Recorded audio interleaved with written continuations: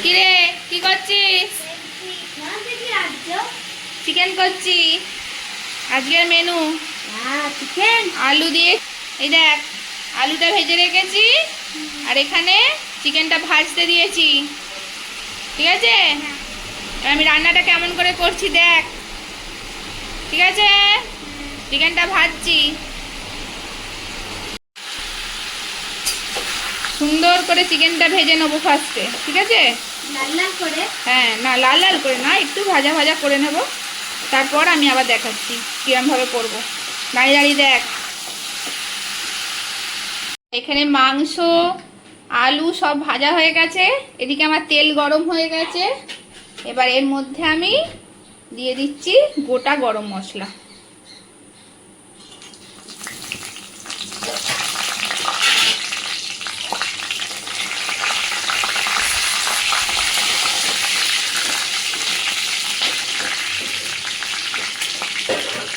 এবার এর মধ্যে আমি দিয়ে দিলাম রসুন বাটা।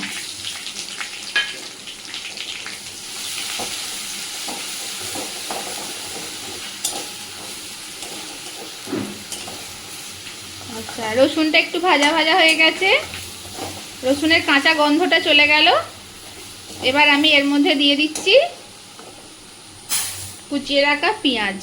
আমি দুটো মিডিয়াম সাইজের পেঁয়াজ কেটে রেখেছিলাম। এবার এটাকে আমি ভালো করে ভেজে নেব। আচ্ছা, আমার পেঁয়াজটা ভাজা হয়ে গেছে। এবার আমি এর মধ্যে দিয়ে দিলাম আদা বাটা, 2 চামচের মতো আদা বাটা, 1 চামচ জিরে গুঁড়ো, 2 চামচ ধনের গুঁড়ো,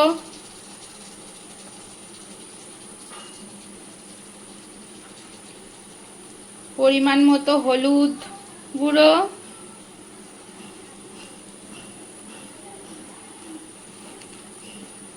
কাশ্মীরি রেড চিলি পাউডার,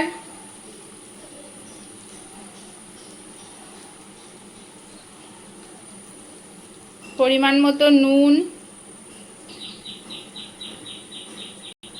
সামান্য চিনি 2-4 দানা জাস্ট টেস্টের জন্য। এবার আমি মশলাটা ভালো করে কষিয়ে নেব।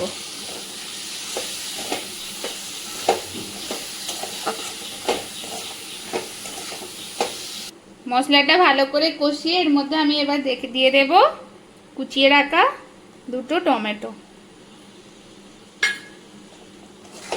টমেটো দিয়ে আমি এবার মশলাটাকে আরেকবার ভালো করে কষিয়ে নেব। আচ্ছা, মশলা দিয়ে টমেটো দিয়ে ভালো করে কষানো হয়ে গেলে এর মধ্যে আমি দিয়ে দেবো আদা মিক্সি ধোয়া জলটা।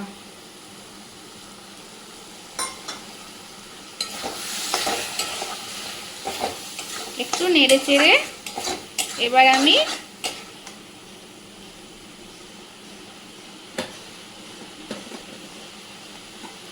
ভেজে রাখা চিকেন আর আলুটা আমি এর মধ্যে দিয়ে দেব।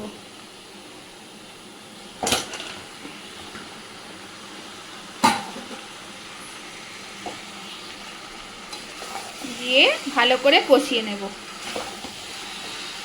এবার আমি অল্প অল্প গরম জল দিয়ে চিকেনটা কষাতে থাকবো। কষানো হয়ে গেলে এর মধ্যে অল্প গরম জল দিয়ে ঢেকে দেব। আচ্ছা, চিকেনটা আমার সুন্দর করে কষানো হয়ে গেছে, এর মধ্যে এবার তেলও ছেড়ে দিয়েছে। এবার আমি এই যে গরম জলটা এর মধ্যে দিয়ে দেব। জল বেশি দেব না, অল্পই ঝোল হবে।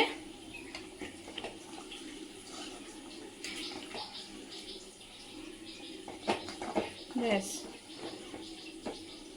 দিয়ে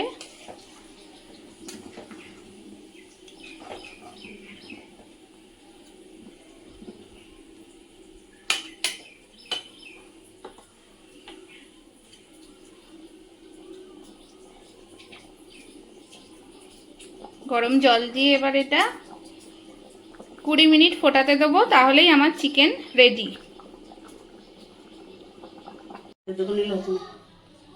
আচ্ছা, মাংসটা হয়ে গেছে আমি এটা মিডিয়াম টু লো ফ্লেমে রেখে 20 মিনিট ফুটিয়ে নিয়েছি। মাংস আলু সব সেদ্ধ হয়ে গেছে, দেখতেও সুন্দর হয়েছে। এবার আমি এর ওপর গরম মশলা ছড়িয়ে দেব। ছড়িয়ে দিলাম, খুব সুন্দর সেন্ট বেরোচ্ছে। এবার ছেলেকে খেতে দিয়ে দেব। কিরে বাবান, কেমন হয়েছে? খেতে দাও। হ্যাঁ, হেভি হয়েছে। ভালো হয়েছে। একটু ভাতটা খা ঝোল মেখে। কেমন? দারুণ হয়েছে। বাহ, খেয়ে নাও, সব ভাতটা খেয়ে নাও। হ্যাঁ ঠিক আছে, ভালোই হয়েছে।